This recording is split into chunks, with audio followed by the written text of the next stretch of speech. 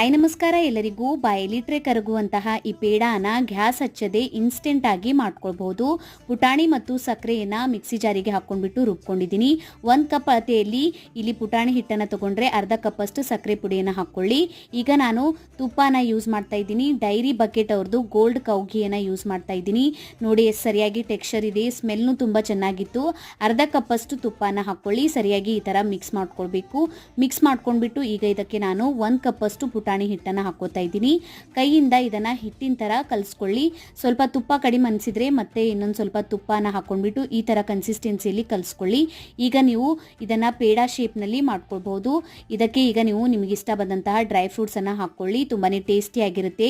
Dairy bucket ಅವ್ರದ್ದು page ಅನ್ನ tag ಮಾಡಿರ್ತೀನಿ, ಒಂದ್ಸಲ ಹೋಗಿ ವಿಸಿಟ್ ಮಾಡಿ. ಈ ತುಪ್ಪನ ಆರ್ಡರ್ ಮಾಡೋದಕ್ಕೆ ಇವ್ರ ವೆಬ್ಸೈಟ್ಗೆ ಹೋಗಿ ಆರ್ಡರ್ ಮಾಡ್ಕೊಳ್ಬಹುದು. ತುಂಬಾನೇ ಟೇಸ್ಟಿ ಆದಂತಹ ಪೇಡಾ ರೆಡಿ ಆಗಿತ್ತು. ವಿಡಿಯೋ ಇಷ್ಟ ಆಗಿತ್ತಂದ್ರೆ ಲೈಕ್, ಶೇರ್, ಕಮೆಂಟ್ ಮಾಡಿ.